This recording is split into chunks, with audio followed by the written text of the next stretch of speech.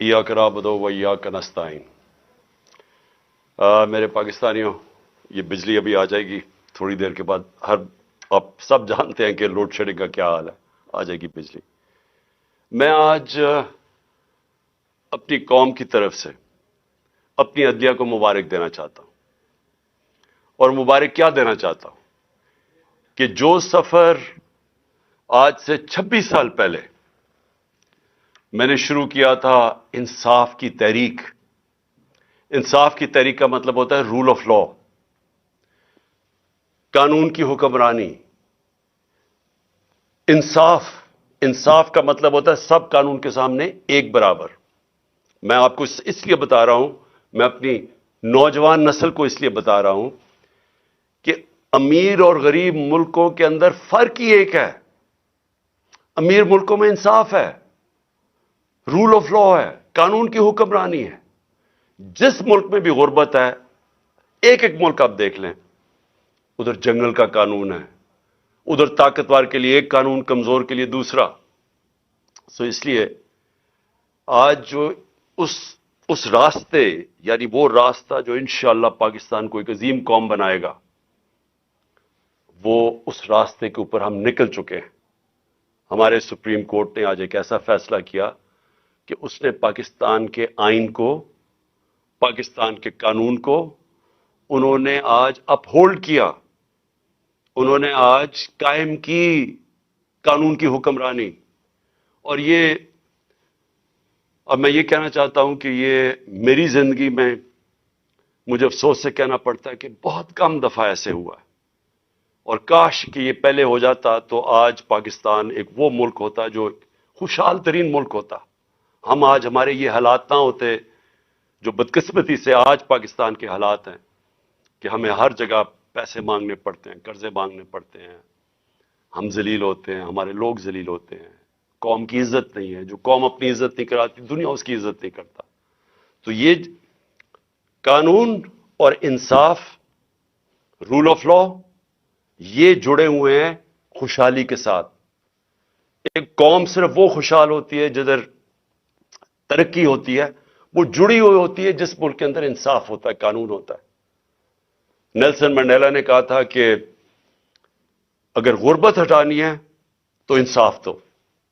उसने ये नहीं कहा था कि कहीं बाहर से कर्जे लो या पैसे मांगो। इंसाफ करो, आपके मुल्क में वैसे गुर्बत खत्म हो जाती है। जो अमीर मुल्क है, स्विट्जरलैंड की मैं मिसाल देता हूं, रूल ऑफ लॉ इंडेक्स में, यानी वहां इंसाफ जो उसको जो ग्रेड करते हैं तो वो 99% है। तो इसलिए वहां खुशहाली है, कुछ भी नहीं है, वसाइल भी नहीं है। तो आज मैं इसलिए फिर भी अपनी कौम को मुबारक देना चाहता हूं कि एक बहुत बड़ा यहां एक माफिया बैठा हुआ है पाकिस्तान में, कब्जा ग्रुप है। और ये कब्जा करके बैठ के इस मुल्क पे पिछली अप्रैल से, और इन्होंने हर किस्म की पाकिस्तान के अंदर जो बुनियादी इंसानी हुकूक है उनको खत्म किया। इन्होंने हर किस्म की कानून की वायलेशन की। इन्होंने वो काम किए जो किसी जमहूरियत में नहीं हो सकते, कि वो लोग पहले इक्तदार में आते हैं एक ऑक्शन के जरिए, इलेक्शन के जरिए नहीं, अवाम का मैंडेट लेके नहीं आते, पैसे खर्च करके, हराम के पैसे से लोगों को खरीद के एक साजिश के तहत, और बैरूनी साजिश साथ मिलवाई इन्होंने अपने साथ। पहले हम समझते थे कि बाहर से साजिश हुई है, इन्होंने साथ मिलाई। यहां के जो मीर सादिक थे, इन्होंने गद्दारी की। इन्होंने बाहर से कुव्वतों को अपने साथ मिला के ये साजिश की गवर्नमेंट गिराने की। और उसके नतीजे में वो लोग आए जिन्होंने वो काम किया है जो किसी जमहूरियत में हो ही नहीं सकता। अपने अरबों रुपए, 1100 अरब रुपए के इन्होंने केस माफ करवाए, सिर्फ कानून बदल के, पार्लियामेंट में बैठ के नैब की अमेंडमेंट चेंज करके 1100 अरब रुपए का फायदा करवाया अपने आप को। तो आज मैं, और फिर उन्होंने पूरी कोशिश की कि किसी ना किसी तरह ये इक्तदार में रहे, और हर वो कोशिश की कि किसी तरह अवाम की राय ना आए। जो भी बाय इलेक्शन हुए, और अल्लाह का करम है कि 30 बाय इलेक्शन जीती है तहरीक इंसाफ, 37 बाय इलेक्शन में से, जब से हमारी गवर्नमेंट गई है। तो इसलिए डरते हैं इलेक्शन से, और इलेक्शन से बचने के लिए इन्होंने ہر کوشش کی اور یہ پوری کوشش کی کہ جب 90 دن کے اندر واضح تھا، آئین کے اندر واضح تھا کہ 90 دن سے زیادہ جب اسمبلی ڈیزالو کی، ہم نے قربان کی اپنی دونوں اسمبلیز، تو جب یہ واضح تھا کہ 90 دن کے آگے نہیں جا سکتا الیکشن، تو انہوں نے پوری کوشش کی، گورنرز کو ساتھ ملایا، انہوں نے ہر کوشش کی کہ کسی طرح یہ الیکشن نہ ہو۔ اور سپریم کورٹ نے جب آج فیصلہ کیا تو میں پہلے تو سپریم کورٹ کو یہ کہنا چاہتا ہوں کہ قوم آپ کے ساتھ کھڑی ہے، قوم اس ملک میں ترسی ہوئی ہے انصاف کے لیے، رول آف لا کے لیے، اور میں آپ کو یقین دلاتا ہوں کہ یہ 99 نہیں ہے، 98 99 میں جب اس نے اسی نون لیگ نے ایک سپریم کورٹ کے چیف جسٹس کو ڈنڈوں سے اٹیک کیا اور بھگوایا وہاں سے، اور پھر پیسے دیے، وہی رفیق تاڑڑ وہ پیسے لے کے بریف کیس لے کے گیا اور کوئٹہ بینچ خریدے، اور وہ چیف جسٹس جو سب آج تک سب سجاد علی شاہ کو سمجھتے ہیں کہ وہ ایک ایماندار دیانتدار چیف جسٹس تھا، اس کو سپریم کورٹ سے انہوں نے ہٹوایا، انہوں نے جوڈیشری کو تقسیم کیا۔ اور آج میں یہ دیکھ رہا ہوں لا منسٹر نے جو اسٹیٹمنٹ دی ہے، شرمناک ہے، پھر سے جوڈیشری کو تقسیم کرنے کی کوشش کی، جبکہ 5 ممبر بینچ نے سب نے ایک ہی چیز کہی کہ 90 دن سے آگے نہیں جا سکتا، 90 دن کے اندر الیکشن ہوں گے، 5 نے یہ کہا، اور انہوں نے 2 نے نہیں اتفاق کیا، لیکن اس چیز کے اوپر تو 5 متفق تھے کہ 90 دن کے اندر الیکشن کروانے۔ اور میں یہ جو لا منسٹر کی جو کوشش ہے اور نون لیگ کی ہمیشہ یہ کوشش رہی ہے کہ یہ انصاف سے بھاگتے ہیں، یہ آزاد عدلیہ کو کبھی نہیں چاہیں گے، کیونکہ یہ سارے اداروں کو کنٹرول کر کے ہی غیر قانونی چیز کر سکتے ہیں۔ جب تک ججز ان کے کنٹرول میں نہ ہوں، اور یہ جب ایک جج کو ٹیلی فون کر کے کہہ رہے ہیں کہ بے نظیر کو 3 سال نہیں 5 سال سزا ملنی چاہیے، یہ اس طرح کے ججز چاہتے ہیں۔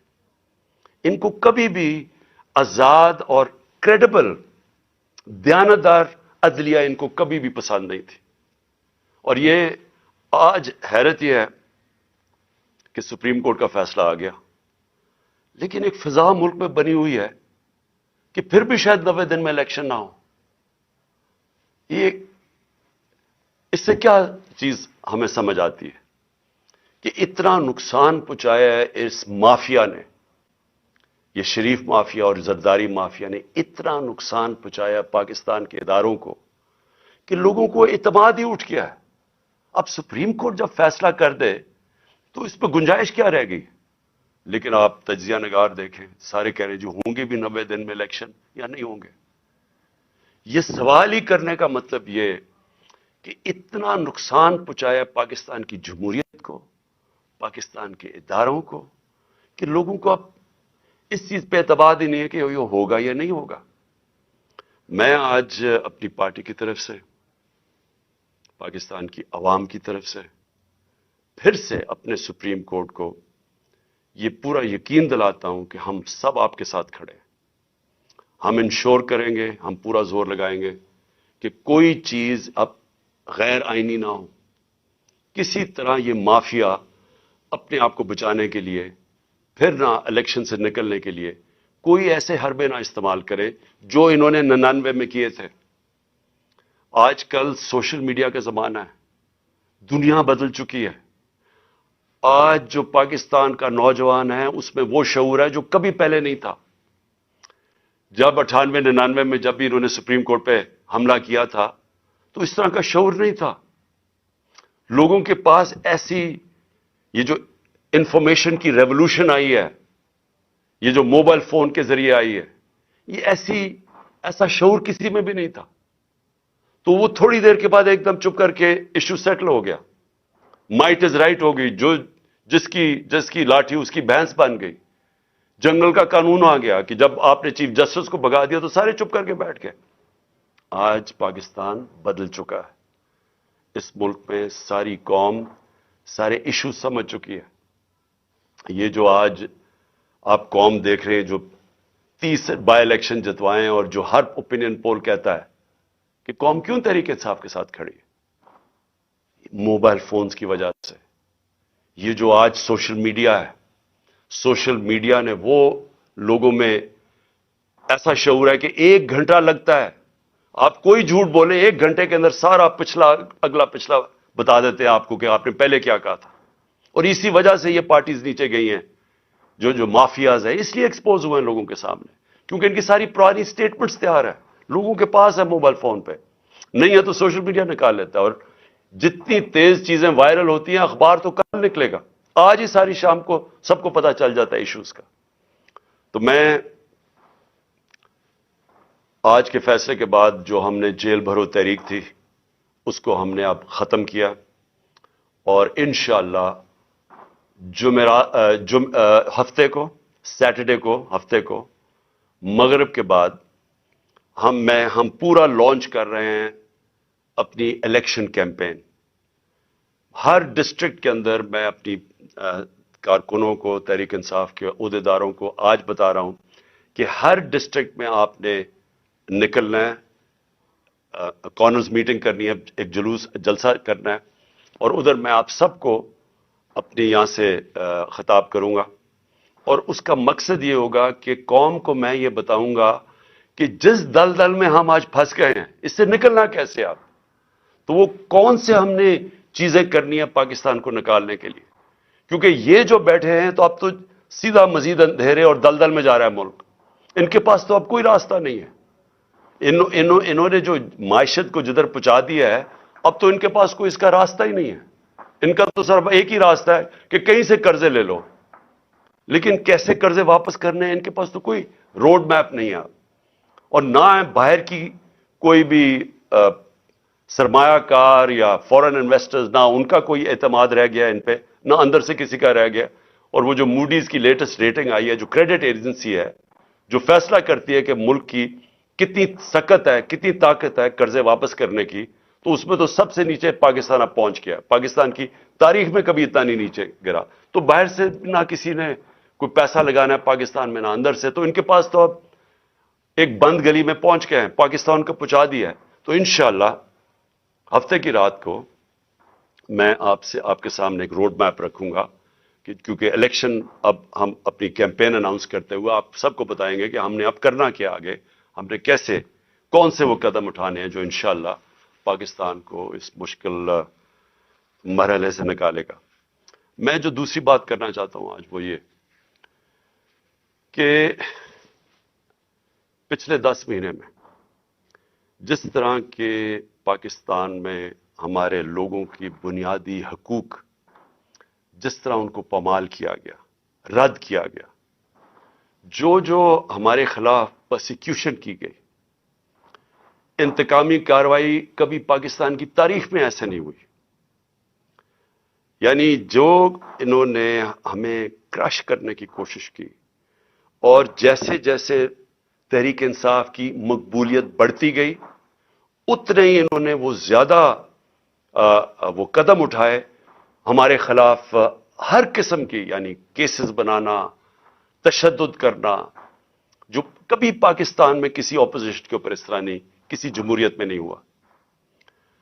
ہمارے لوگوں کے اوپر میں کبھی بھی بھول نہیں سکتا کہ جو تشدد کیا گیا اعظم سواتی پہ، شہباز گل پہ، جو صحافیوں سے کیا گیا، یعنی کبھی اس طرح کے جو ارشد شریف، یعنی دردناک کہانی ارشد شریف کی کہ کیسے اس کے اوپر اس کو دھمکیاں دی گئی، موت کا خطرہ تھا، ملک سے باہر گیا، پھر کیسے شہید کیا گیا اس کو، اور باقی صحافیوں سے جو کیا گیا، جمیل فاروقی ننگا کر کے اس کو تشدد، ایاز امیر جیسے ایک دانشور جن کی رسپیکٹ ہے، عزت ہے معاشرے میں، ان کو جو ذلیل کرنے کی کوشش کی گئی، سمیع ابراہیم اس کو جو کیا، غلام حسین کو اٹھا کے جیل میں ڈال دیا، اور پھر جو سوشل میڈیا کے لوگوں سے جو کیا گیا، لوگوں کو اٹھایا گیا. میں پہلے بھی بتا چکا ہوں، ماں باپ نے مجھے بتایا کہ ان کے ینگ بچوں کو اٹھایا گیا، 2 دن رکھا گیا، مارا پیٹا ان کو، اور پھر ان کو گھر واپس بھیجا، دھمکیاں دی گئیں، کئی اسے سٹیٹمنٹس میرے خلاف دلوائی واپس بھیجتے ہوئے. یہ کبھی ایسے پاکستان میں نہیں ہوا.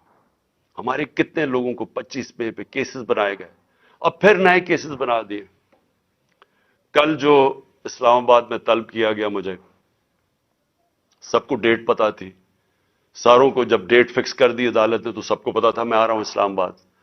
سب کو پتا ہوں کہ میں پہلی دفعہ جب سے مجھے یہ گولیاں لگی ہیں اس کے پہلی دفعہ اسلام آباد آنا ہے، تو لوگوں نے تو آنا تھا. لیکن جو اب لوگوں کے جنون دیکھ کے جو بھی آپ کے سامنے وہ فوٹیج تو سامنے ہیں، اس کے اوپر دہشت گردی کے کیسز بنا دیے. مزید میرے اوپر 2 اور کیسز بنا دیے. 74 کیسز ہیں میرے اوپر، ساری سینئر لیڈرشپ کے اوپر کیسز بنا دیے. مجھے یہ بتائیں کہ پاکستان کی تاریخ میں کس دور کے اندر اس طرح قانون کو مس یوز کیا گیا، دہشت گردی کے قانون کو کس دور میں مس یوز کیا گیا. میرے اوپر دہشت گردی کا پرچہ کیسے بنا؟ الیکشن کمیشن کے باہر ایک پرامن احتجاج ہوتا ہے. نون لیگ پوچھے ان کے دور میں، ہمارے دور میں انہوں نے الیکشن کمیشن کے باہر احتجاج کیا، کتنے ان کے اوپر پرچے ہوئے. مریم نواز نے جب وہ نیب گئی، اس نے پتھراؤ کیا نیب کا، پلان کر کے ان کے لوگوں نے جا کے پتھراؤ کیا. کتنے دہشت گردی کے کیسز بنے. میرے اوپر 74 کیسز میں سے جو کیس بنا دہشت گردی کا، الیکشن کمیشن کے باہر احتجاج ہوتا ہے، میں گھر پہ ہوتا ہوں، میرے اوپر دہشت گردی کا کیس. پھر یہ جو الیکشن کمیشن جو سب پتا ہے، اب جو الیکشن کمیشن کا رول رہا ہے اس کے اندر، جب سے ہم نے اپنی اسمبلیز ڈیزالو کی، جو انہوں نے کیئر ٹیکر بنایا، جس طرح کی یعنی وہ لوگوں کو بٹھایا جو ہمارے دشمن ہیں، کسی طرح بھی وہ نیوٹرل کیئر ٹیکر میں فٹ نہیں کرتے. الیکشن کمیشن نے ہمارے مخالفین کو یہاں کے بٹھا دیا. جتنے کیسز الیکشن کمیشن کرتا ہے ہمارے خلاف، سب کو پتا ہے کہ اس سے زیادہ جانبدار الیکشن کمیشن آیا نہیں ہے. وہ الیکشن کمیشن پہلے میرے اوپر کیس لگا تھا توشہ خانہ کا. توشہ خانہ کا کیس ہے کیا، میں ذرا آج سب قوم کے سامنے کلیئر کر دوں. 70 سال سے پاکستان کا قانون کیا ہے، جب بھی آپ کو کوئی باہر سے گفٹس ملتی ہیں، جو 70 سال سے ہیڈ آف سٹیٹس کو گفٹ ملتی ہیں، بیوروکریٹس کو ملتی ہیں، جنرلز کو، آرمی چیف کو ملتی ہیں، قانون یہ ہے کہ وہ جاتا ہے توشہ خانہ میں، اور پرانے زمانے میں 20% یا 15% آپ دیتے تھے اور آپ وہ گفٹ رکھ سکتے تھے. یہ قانون تھا. ہمارے زمانے میں وہ 50% ہم نے کر دیا. 50% آپ توشہ خانہ میں دیتے تھے، آپ وہ رکھ سکتے تھے. اس کے بعد وہ آپ کی پراپرٹی بن جاتی تھی. آج تک کبھی کسی سے پوچھا کہ اس نے اس کے بعد کیا کیا؟ میری مرضی، میری پراپرٹی ہے، میں جو مرضی کروں. اس کے اوپر کیس کر دیا ہے.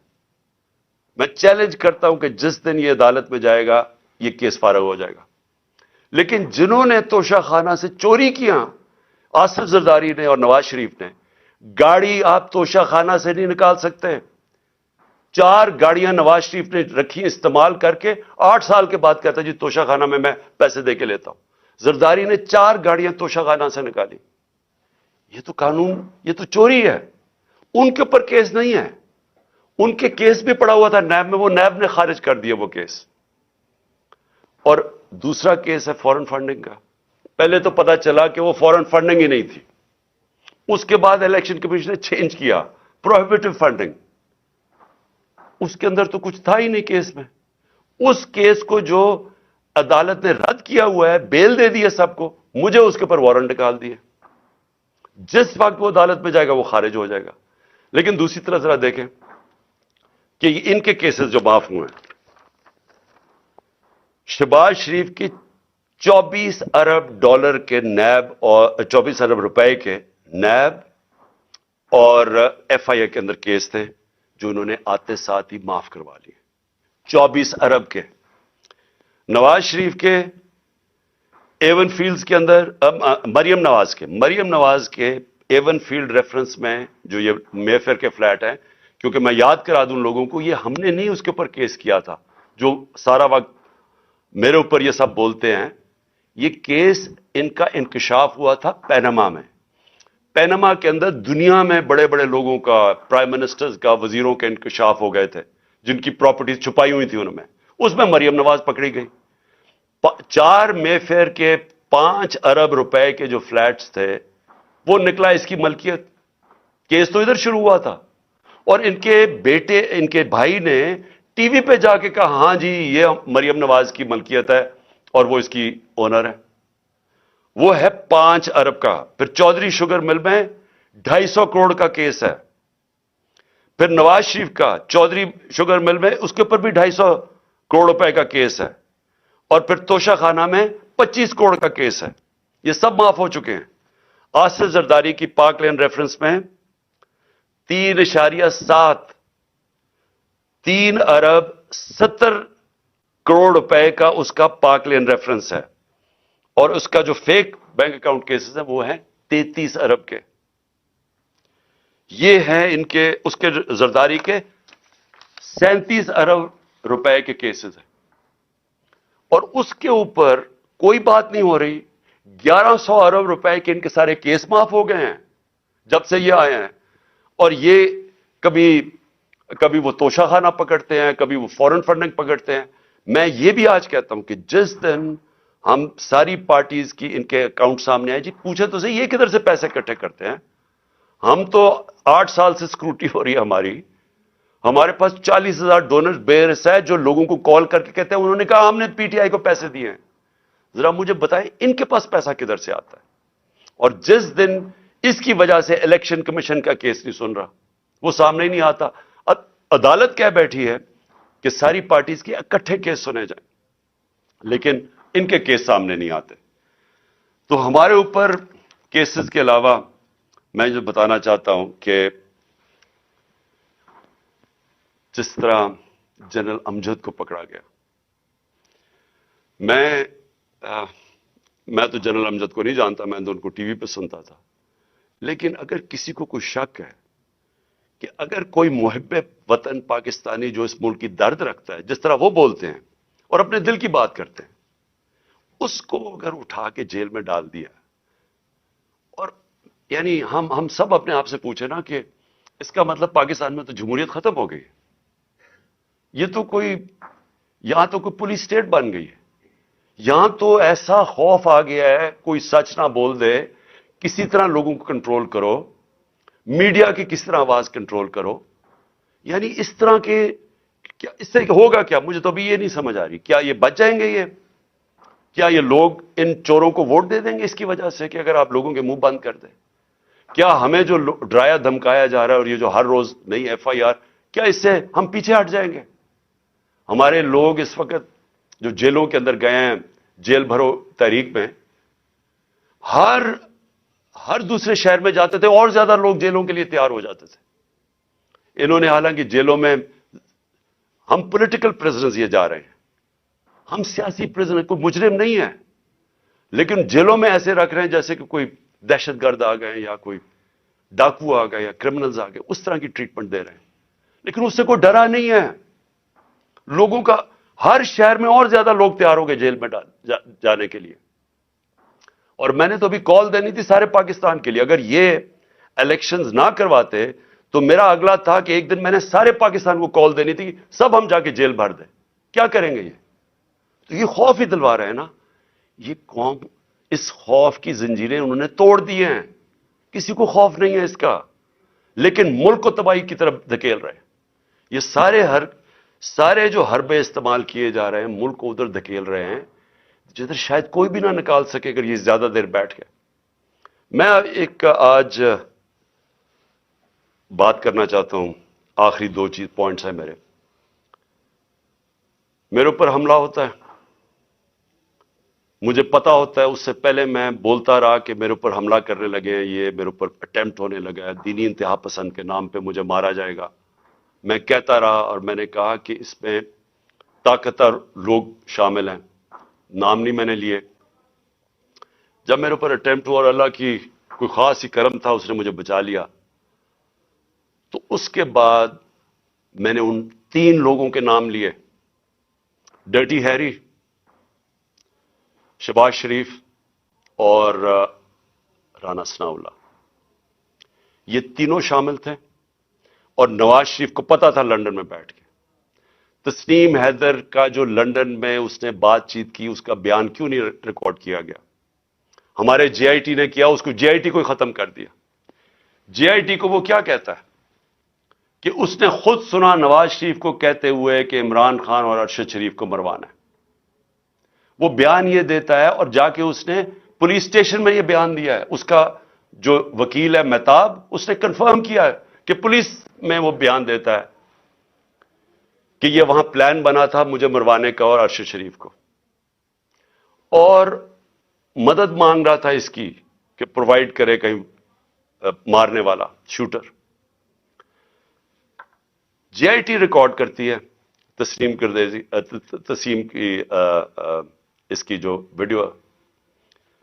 اس کے بعد کیا مجبوری تھی کہ کیئر ٹیکر گورنمنٹ JIT ختم کر دیتی ہے, اور JIT ختم کر کے 4 ان لوگوں کو JIT پہ بٹھا دیتی ہے, وہ JIT کے جو ممبرز جن کے اوپر پروسیکیوٹر جنرل کہتا ہے ٹیررسٹ کی عدالت میں جدھر کیس ہو رہا ہے, اس عدالت میں جج کے سامنے وہ پروسیکیوٹر کہتا ہے کہ 4 لوگ جو JIT کے ممبرز تھے انہوں نے JIT کو سیبوٹاج کرنے کی کوشش کی, ان کے اوپر کارروائی ہونی چاہیے.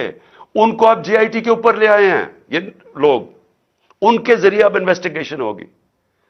میرا اپنی ساری قوم کے سامنے سوال یہ ہے کہ کون ڈرا ہوا ہے اتنا زیادہ؟ کیوں ڈرے ہوئے ہیں یہ؟ اگر یہ بے قصور ہیں تو JIT کو کام کرنے دیتے.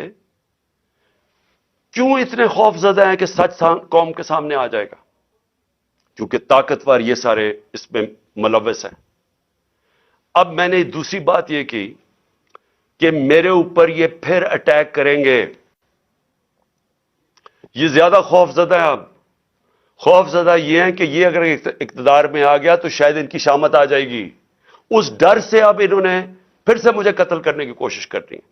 میں ساری قوم کے سامنے کہہ رہا ہوں, یہ 3 اور بھی ان دونوں کے لوگوں کے ابھی میں نام نہیں لے رہا, لیکن میں نے اپنی ٹیپ کے اندر ان دونوں کے نام رکھے ہوئے جو میں نے ایک ٹیپ پہلے کی ریکارڈ کروائی ہوئے, کون وہ لوگ تھے جو شروع سے مجھے چاہتے تھے قتل کرنا. ان 3 کے علاوہ 2 اور کے نام ہیں اس میں, وہ سب سامنے آ جائے گا. لیکن میں قوم کے سامنے اب سوال یہ پوچھتا ہوں کہ جب میں کہہ رہا ہوں مجھے خطرہ تھا, پہلے میں کہہ رہا تھا مجھے خطرہ ہے, وہ اٹیمپٹ ہوا, اللہ نے بچایا. اب میں پھر کہہ رہا ہوں میرے پہ خطرہ ہے. میں اب یہ سوال پوچھتا ہوں کہ مجھے یہ عدالتوں میں جو دھکیلتے ہیں, کیا ان کو پتہ نہیں کہ میری جان خطرے میں ہے؟ میں نے جب لاہور ہائی کورٹ سے میرے جو وکیل تھے خواجہ طارق رحیم, انہوں نے وہ جج کو بتایا کہ دیکھیں اس کی جان خطرے میں ہے, آپ کو جب تک سیکیورٹی نہیں پرووائڈ کریں گے اس کو یہاں عدالت میں نہ لے کے آئیں. جج صاحب نے کہا, پولیس کو آرڈر کیا کہ اس کو سیکیورٹی پرووائڈ کی جائے, لیکن عدالت میں آنا پڑے گا. جب میں ہائی کورٹ پہنچا تو وہاں پولیس سیکیورٹی کیا پرووائڈ کرتی, پولیس ہی بھاگ گئی. میں گاڑی میں بیٹھا رہا بڑی دیر کیونکہ وہاں کوئی سیکیورٹی نہیں تھی. آخر میں کیونکہ میں اپنی عدلیہ کی عزت کرتا ہوں اور کروانا چاہتا ہوں قوم کو, اس کی وجہ سے میں پھر چل کے گیا وہاں. اس کے بعد اب پھر 3 مجھے پیشیاں بھرنی پڑی اسلام آباد میں, اور پیشیاں یہ ہیں کہ جناب دہشت گردی کا میرے پر کیس جو ہے کہ میں وہاں تھا بھی نہیں, وہ ادھر الیکشن کمیشن کے باہر جدھر مظاہرہ ہوتا ہے میرے پر کیس ہے. اس طرح کے کیسز ہیں. یہ کیسز نہیں ہے کہ اربوں روپے کی ملک کا پیسہ چوری کر کے ملک سے باہر لے گیا جو ان چوروں نے کیا ہوا ہے. اس کے اوپر 3 مختلف جگہ پہ مجھے پیشی کرنی پڑی. کوئی پولیس سیکیورٹی نہیں تھی, کوئی بھی کسی ٹائم پہ واردات کر سکتا تھا. اور مجھے بچانا کس نے تھا؟ میں اپنی عدلیہ سے آج کہنا چاہتا ہوں کہ کس نے مجھے ڈیفینڈ کرنا ہے؟ جنہوں نے مجھے ڈیفینڈ کرنا ہے ان سے ہی مجھے خطرہ ہے. کیا انٹیریئر منسٹر مجھے ڈیفینڈ کرے گا؟ یہ شہباز شریف کرے گا؟ ان کے نیچے ساری فیڈرل گورنمنٹ کی ایجنسیز ہیں, ان کے نیچے پولیس ہے, تو خطرہ تو ان سے ہے. کیا ڈرٹی ہیری مجھے ڈیفینڈ کرے گا جو خود ہی سب سے بڑا خطرہ مجھے اس سے ہے؟ کون ڈیفینڈ کرے گا؟ تو مجھے ان پبلک جگہوں پہ لے کے جا رہے ہیں, جبکہ میں یہ بتا دوں جو نوید جو شوٹر ہے جس نے مجھے گولیاں ماری تھی, یہ 3 میری ٹانگ پہ اور اوروں کو لگی تھی, اس کی ٹرائل اس کو عدالت نہیں جانا پڑا کیونکہ وہ کہتے ہیں اس کی جان کو خطرہ ہے. اس کی جیل میں ہو رہی ہے ٹرائل, اس کی ویڈیو کانفرنس پہ ہو رہی ہے. تو میری کیوں نہیں ہو سکتی؟ میں نے جرم کتنا, جو قتل کرنے والا ہے وہ تو وہاں بیٹھ کے اس کا ٹرائل ہو رہی. مجھے ہر جگہ عدالتوں پہ لے کے جا رہے ہیں. میں چیف جسٹس صاحب کو لیٹر لکھوں گا کہ ہمارے دور میں جب میں پرائم منسٹر تھا تو ایک جج صاحب نے نواز شریف کو کوئی بیمار ہوا، اور آپ پتہ سارا وہ فیک بیماریاں تھیں، ہر چیز ہی اس کی 2 نمبر ہوتی ہے. جب وہ بیمار ہوا تو ہمیں فیڈرل گورنمنٹ کو حکم آیا کہ آپ ذمہ دار ہوں گے، اگر اس کو کچھ ہوا تو مجھے کچھ ہوا تو کون ذمہ دار ہوگا؟ کیونکہ جنہوں نے ذمہ دار ہونا وہ تو خود ہی مارنے کے چکر میں ہے مجھے. تو اس لیے میں اپنے چیف جسٹس صاحب لاہور ہائی کورٹ اردو بھی لکھوں گا کہ مجھے ہر دوسرے دن یہ ثناء اللہ جیسے بدماش جنہوں نے زندگی میں کوئی صحیح کام کیا نہیں ہے، وہ ہر دوسرے دن کوئی نہ کوئی کیسز کرتے جاتے ہیں، تو میں چکر لگاتا جاؤں گا اور کون پروٹیکشن دے گا؟ میں آخر میں آخری بات کرتا ہوں کہ سوال یہ ہے اب کہ یہ کیوں بھاگ رہے ہیں الیکشن سے؟ یہ جو پی ڈی ایم کی پارٹیز ہیں، الیکشن کا نام سن کے ان کی کامپیں کیوں ٹانگنی شروع ہو جاتی ہیں؟ وجہ یہ ہے کہ پبلک ان کے خلاف ہو چکی ہے. وجہ یہ ہے کہ پہلے تو 30 سال سے ان کی چوریوں کا ساری قوم کو پتا تھا، اس کی وجہ سے تو مجھے ووٹ پڑی تھی. اس کے بعد جو انہوں نے ملک کے ساتھ کیا ہے، یہ اس ملک کی تاریخ میں عوام کے اوپر اتنا ظلم نہیں ہوا جو انہوں نے کیا ہے. جب سے یہ آئے ہیں، اب یہ میں اپنا نہیں کہہ رہا، میں ڈاکٹر حفیظ پاشا کا کہہ رہا ہوں، وہ ایسٹیمیٹ کرتے ہیں کہ 1.5 کروڑ لوگ مزید غربت کی لکیر سے نیچے چلے گئے ہیں. وہ ایسٹیمیٹ کرتے ہیں کہ 80 لاکھ لوگ بے روزگار ہو چکے ہیں جب سے یہ آئے ہیں. وہ یہ کہہ رہے ہیں کہ پاکستان کی تاریخ کی سب سے زیادہ مہنگائی ہوئی ہے.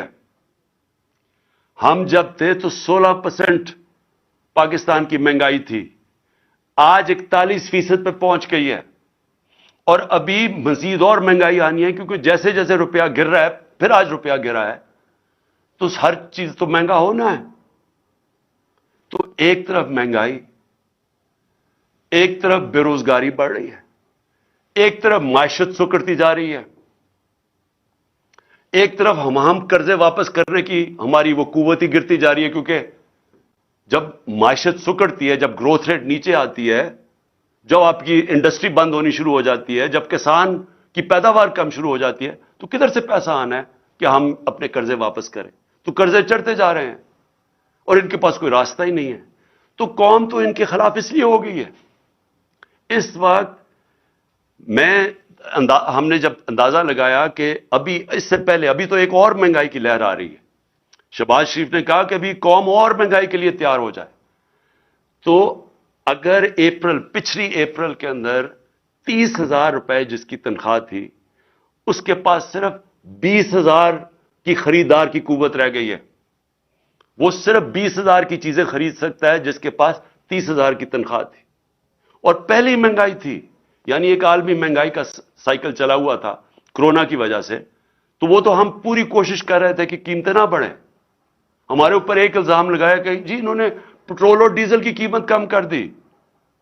ہم نے کم کی، کہیں اور سے پیسے لگا کے کم کی تاکہ عوام پہ بوجھ نہ پڑے. اور انہوں نے آج جو مہنگائی کی ہے، آج جو پھر سے میں کہتا ہوں جس کے پاس 30,000 روپیہ تھا وہ صرف اب 20,000 کی چیزیں خرید سکتا ہے. گھر میں جو ہماری خواتین بیٹھی ہوئی ہیں ان سے ذرا پوچھیں کہ گھروں میں کیا حالات ہیں. اس لیے میں آج یہ کہنا چاہتا ہوں کہ پاکستان آج ادھر کھڑا ہوا ہے جدھر یہ جو مرضی کر لیں، لوگ فیصلہ کر بیٹھے ہیں ان کے خلاف. یہ جتنا مرضی کوشش کریں کہ کسی طرح عوام بھول جائے گی، تھوڑی اگر الیکشن ڈیلے کر دیں گے تو عوام بھول جائے گی. عوام نے بھولنا نہیں ہے. جتنی دیر ہو رہی ہے اتنے اور زیادہ آپ کے خلاف لوگ ہیں. راجن پور میں جو الیکشن ہوا، راجن پور کے الیکشن کے اندر ایک قوم کو پتا چلا کہ جو مرضی انہوں نے چیزیں کی، ہر قسم کا حربہ استعمال کیا. انہوں نے جو بھی یہ کر سکتے تھے، انہوں نے ایڈمنسٹریشن کو استعمال کیا، اسٹیٹ مشینری کو استعمال کیا. انہوں نے ہر چیز استعمال کی کسی نہ کسی طرح وہ الیکشن جیتنے کے لیے. الیکشن کمیشن نے ان کی مدد کی. اس کو 50,000 ان کے نون کو ووٹ پڑ کیسے گئی؟ لوگ تو تھے ہی نہیں. لوگ تو سارے نکلے تحریک انصاف کے لیے، اور وہ دیہاتی حلقہ تھا، اس سے خوف زدہ ہو کہ اب یہ مزید پھر کوشش کریں گے الیکشن سے بھاگنے کا۔ لیکن میں پاکستانی قوم کی طرف سے میسج دینا چاہتا ہوں کہ ہم آپ کو الیکشن سے بھاگنے نہیں دیں گے۔ یہ اب الیکشن ہوں گے، اور انشاءاللہ اس ملک کے اندر حقیقی جمہوریت بھی آئے گی، اور اس ملک کے اندر قانون کی بالادستی بھی قائم ہوگی، اور انشاءاللہ قوم مل کے یہ مشکل وقت سے لڑے گی، اور انشاءاللہ پھر خوشحالی بھی آئے گی۔